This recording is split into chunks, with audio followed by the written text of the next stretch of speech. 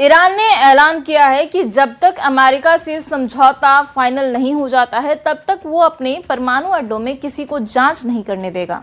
इससे भड़के अमेरिका ने धमकी दी है कि अगर ईरान ने हॉर्मुज में टोल वसूली शुरू की तो बातचीत फौरन बंद कर दी जाएगी।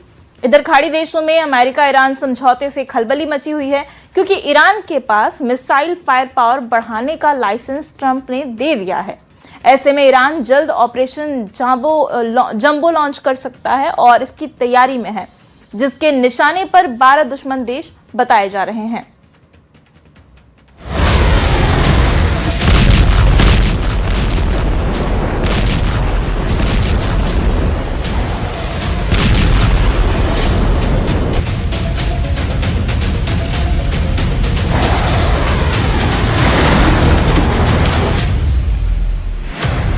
यहां दिन रात 24 घंटे ऑपरेशन हो रहा है। तस्वीरें इसकी गवाह हैं। इजराइल ने युद्ध जारी रखा है। लेबनान और गाजा दहल रहे हैं।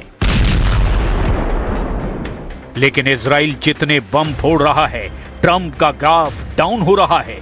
36 देशों में हुए सर्वे में ट्रंप को भरोसे के लायक नहीं माना गया है। 36 देशों ने ईरान से कहा ट्रंप भरोसे के लायक नहीं है।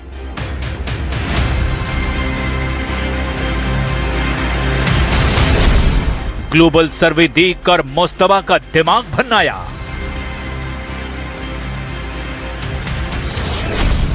ईरान की धमकी, वसूलेंगे टोल, जो करना है कर लो। युद्ध हो गया, सीज फायर हो गया और फिर समझौते पर दस्तखत भी हो गए। लेकिन अमेरिका ईरान के बीच रत्ती भर भरोसा नहीं। दोनों तरफ डाउट ही डाउट है। ईरान का दावा है हॉर्मुज में टोल वसूला जाएगा। अमेरिका कह रहा है कोई टोल नहीं ले सकता। ईरान कह रहा है अपने एटमी प्रोग्राम को बंद नहीं करेगा। अमेरिका कह रहा है ईरान के परमाणु प्रोग्राम का खात्मा होगा। इससे अलग इजराइल अभी भी वॉर मोड में है। इजराइल हमले बंद नहीं कर रहा है। इजराइल ने तो ऐलान कर दिया है कि लेबनान से 1 इंच पीछे हटना भी उसे मंजूर नहीं है। צה"ל נערך בקו ואנחנו לא נסוגים. הודענו שבכל מקרה אנחנו לא נסוגים, ונכון לרגע הזה, וזה הישג מדיני, אין דרישה אמריקאית מישראל לסגת מלבנון. ट्रंप ने युद्ध रोकने के लिए ईरान की हर शर्त मान ली है। उन्होंने ईरान को हर्जाना देने, मिसाइलें बनाने, एटमी ईंधन बनाने का लाइसेंस दे दिया है। लेकिन ट्रंप के इस कदम से खाड़ी देशों में खौफ और बढ़ गया है, क्योंकि ईरान ने दुश्मनों से बदला लेने का वायदा कर रखा है। ईरान जो कहता है वो करता भी है। 39 दिनों का युद्ध ट्रेलर है। 12 देशों से असली युद्ध है। ईरान का ऑपरेशन खैबर शुरू।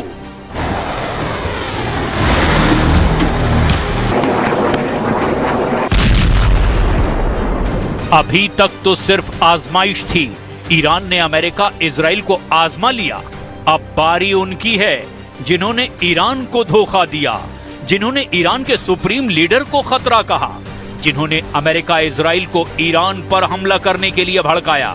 उनके खिलाफ रिवोल्यूशनरी लड़ाके ऑपरेशन फतेह खैबर रिपीट करने वाले हैं। फतेह खैबर का पहला राउंड 1 मार्च 2025 को देखा गया था। तब ईरान ने 12 देशों को एक साथ मिसाइलों से दहलाया था।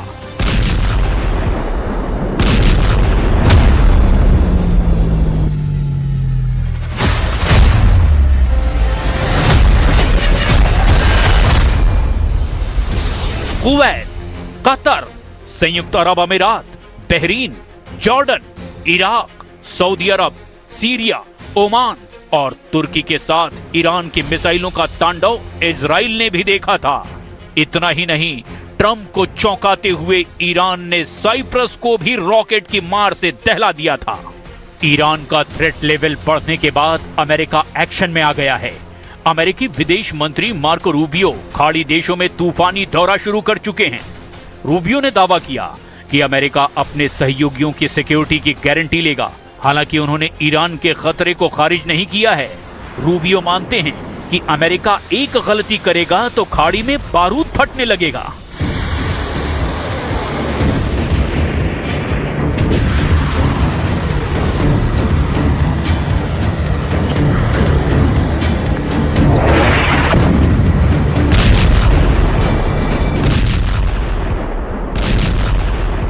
we're not going to do anything that undermines the security of our allies, our long-standing allies in the region.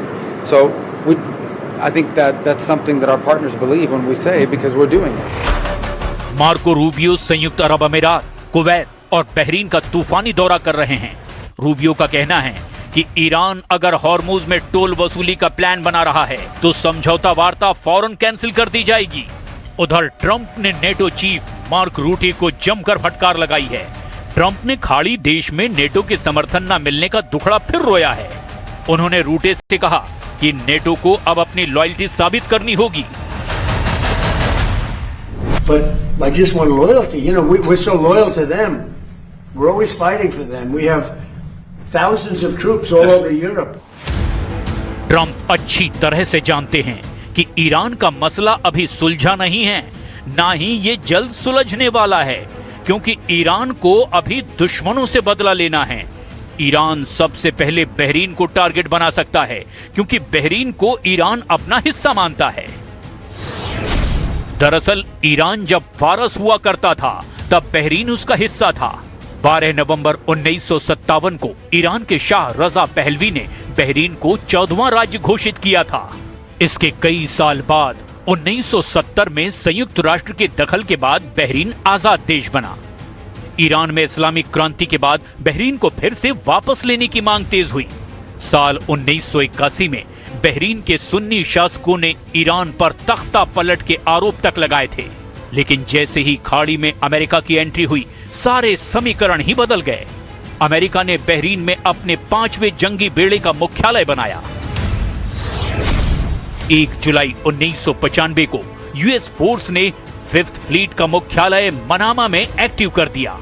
America के हथियारों की तैनाती के बाद से बहरीन का डर कुछ कम हुआ, लेकिन 2026 की जंग में जिस तरह ईरान ने अमेरिका के सैन्य अड्डों को दहलाया, उसके बाद अब फिर से बहरीन जैसे ईरान के दुश्मनों की धड़कनें बढ़ी हुई हैं, क्योंकि स्ट्रेट ऑफ हॉर्मुज को लेकर के फिर से युद्ध का माहौल बनता जा रहा है। ईरान ने हॉर्मुज गलियारे से अलग ऑयल रूट बनाने की पहल का विरोध किया है। ईरानी नेवी ने धमकी दी है कि हॉर्मुज की जगह दूसरे तेल रूट बनाने की कोशिश का जवाब दिया जाएगा। नए रास्ते से गुजरने वाले तेल टैंकरों को ईरान ने उड़ाने की धमकी दे दी है। این مسیر جدید غیر قابل قبول و کاملا خطرناک است و تنها مسیر مجاز برای عبور از تنگه هرمز همان مسیرهای اعلام شده از طرف ایران است. نیروی دریایی سپاه تردد شناورها در خارج از این مسیرها را بسیار خطرناک و ممنوع اعلام کرد و اخطار داد. खाड़ी देशों में जहाजों पर 11,000 सेलर फंसे हुए हैं। सैकड़ों तेल के टैंकर हॉर्मुज स्ट्रेट में फंसे हुए हैं। अगर अमेरिका ने ईरान पर ज्यादा प्रेशर डाला तो रिवोल्यूशनरी नेवी फिर से बारूदी तांडव शुरू कर सकती है। ईरान पूरी दुनिया को अपनी अंडरग्राउंड मिसाइल सिटी दिखा चुका है। ये जमीन के सैकड़ों फुट नीचे ऐसी मिसाइल सिटी है जहां 10, 20, 100 नहीं, हजारों मिसाइलें हमेशा से फायर के लिए तैयार रखी गई हैं। इन मिसाइलों में ईरान की इमाद मिसाइल है, सेजिल मिसाइल है, खैबर शिकन है और हज कासिम जैसी बहुत ही खतरनाक मिसाइल भी शामिल है। ऐसी कई मिसाइल हैं जो ईरान इजराइल पर फायर कर चुका है। ईरान एक बार फिर बता रहा है कि उसे छेड़ने की कोशिश की गई तो ये मिसाइल और ड्रोन हजारों की तादाद में फायर किए जाएंगे। इनके टारगेट पर इजराइल और अमेरिका के अड्डे होंगे। 12 दुश्मन देश होंगे जिन्हें ईरान जलाकर राख कर देगा।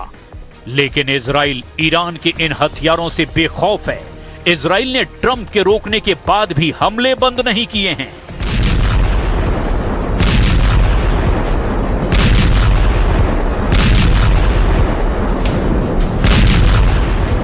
इजराइल ने लेबनान और गाजा में अब तक जो बमबारी की है, उसके जरिए नेतन्याहू ने यह भी दिखाने की कोशिश की है कि उनके बम कितने ज्यादा खतरनाक हैं। इजराइल जब अमेरिका से मिले बंकर बस्टर बम मारता है तो क्या होता है? ये बम कितनी बड़ी तबाही मचाते हैं। गाजा से लेकर बेरूत और सीरिया में भी ऐसे धमाकों ने बताया कि इजराइल को मिले बंकर बस्टर बम कितने ताकतवर हैं। लेकिन ऐसी बमबारी करने से पहले नेतन्याहू को ट्रंप का हाल देखना चाहिए। ईरानी संसद के स्पीकर का यह बयान नेतन्याहू को गौर से सुनना चाहिए।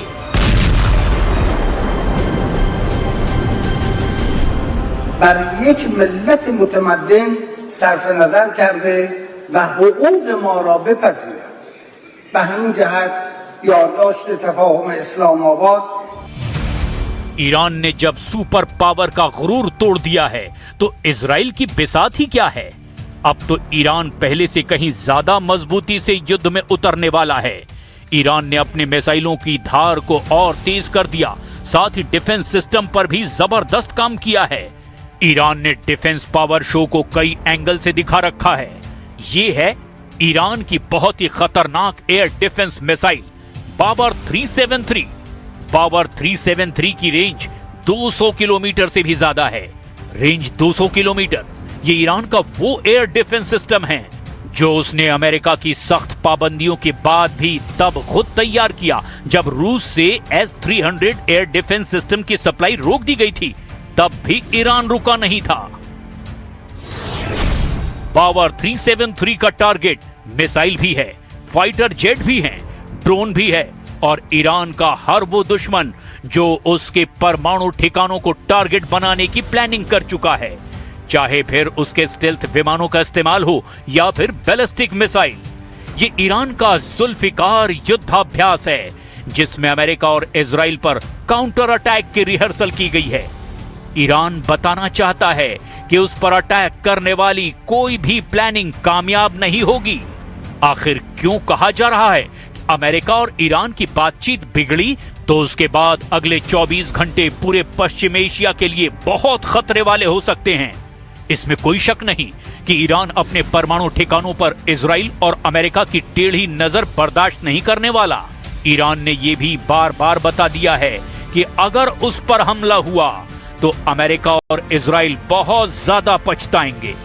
ऐसे में ये बात बिल्कुल साफ है कि ईरान को लेकर अगले 24 घंटे में बड़ा फैसला होना फाइनल है। अब सवाल ये कि ईरान पर यह फैसला खुद डोनाल्ड ट्रंप लेंगे या फैसला तेल अवीव में होगा और ट्रंप सिर्फ इसे लागू करेंगे। अगले 24 घंटे ना सिर्फ पश्चिम एशिया बल्कि पूरी दुनिया के लिए बहुत अहम होने जा रहे हैं।